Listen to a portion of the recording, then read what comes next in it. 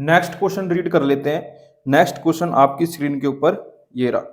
Total डेप्ट 12 lakh, share holder fund 2 lakh, reserve and surplus 50,000, current asset 5 lakh, working capital 1 lakh. Calculate total asset to डेप्ट ratio. अभी अभी एक दो क्वेश्चन पहले मैंने बिल्कुल सेम ऐसा ही क्वेश्चन करवाया था। उसके अंदर वैल्यूज अलग थी, इसके अंदर वैल्यूज अलग है, लेकिन क्वेश्चन बिल्कुल सेम है। देखिए इस क्वेश्चन के अंदर हमें बहुत सारा डाटा दिया गया है, तो उस डाटा का यूज करते हुए हमें अकाउंटिंग रेशो निकालनी है, टोटल एसेट टू डेप्ट रेशो निकालनी है। देख लेते हैं किस प्रकार। टोटल डेप्ट दी गई है इस क्वेश्चन में 12 lakh, share holder fund 2 lakh, reserve and surplus 50,000, current asset 5 lakh, working capital 1 lakh. अब देखो इसमें रिजर्व एंड सरप्लस दी गई है 50,000, जिसका कि कोई यूज नहीं है। क्यों यूज नहीं है भैया? क्योंकि हमें डायरेक्ट शेयर होल्डर फंड दे दिया गया। तो बच्चे यहाँ पर कंफ्यूज हो जाएंगे कि ये रिजर्व एंड सरप्लस क्यों दी गई है। तो इस बात का ध्यान रखना, जो रिजर्व एंड सरप्लस है वो शेयर होल्डर फंड का क्या होता है, एक पार्ट होता है। तो मैंने देखा कि हमें टोटल एसेट टू डेप्ट रेशियो निकालनी है, उसका फॉर्मूला होता है टोटल एसेट अपॉन में लॉन्ग टर्म डेप्ट। तो इस क्वेश्चन में कहीं भी डायरेक्टली टोटल एसेट नहीं दी गई, ना कहीं भी लॉन्ग टर्म डेप्ट दी गई, दोनों चीजें हमें निकालनी पड़ेगी। तो निकाल लेते हैं।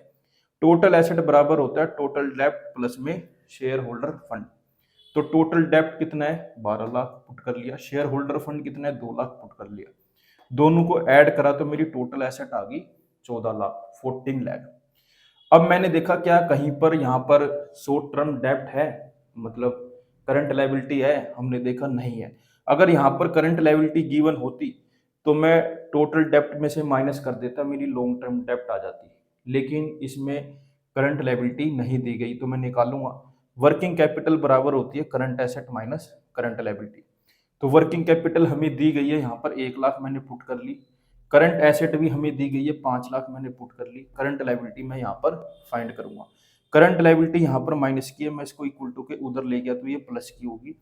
1 लाख यहाँ पर प्लस का, इक्वल टू के इधर लाऊंगा तो ये माइनस का हो जाएगा। 5 लाख में से 1 लाख जाएगा तो आएगा 4 लाख। हमारी करंट लायबिलिटीज आ गई 4 लाख। टोटल डेप्ट बराबर होता है लॉन्ग टर्म डेप्ट प्लस में शॉर्ट टर्म डेप्ट के। टोटल डेप्ट हमें दी गई है यहाँ पर 12 लाख, मैंने पुट कर ली, इजिकल टू लॉन्ग टर्म डेप्ट हमें निकालनी है प्लस एसटीडी मतलब शॉर्ट टर्म डेप्ट करंट लायबिलिटी अभी अभी हमने निकाली यहाँ पर 4 लाख। 4 लाख यहाँ प्लस का, इक्वल टू के उधर जाएगा तो माइनस का। 12 लाख में से 4 लाख जाएगा तो कितना आएगा, 8 लाख। तो हमारी लॉन्ग टर्म डेप्ट आ गई बेटा यहाँ पर 8 लाख। हमें इस क्वेश्चन में निकालनी क्या है, टोटल एसेट टू डेप्ट रेशो। तो टोटल एसेट टू डेप्ट रेशो का फॉर्मूला होता है टोटल एसेट अपॉन में लॉन्ग टर्म डेप्ट। तो टोटल एसेट कितनी है भाई यहाँ पर 14 लाख, तो हमने पुट कर लिया।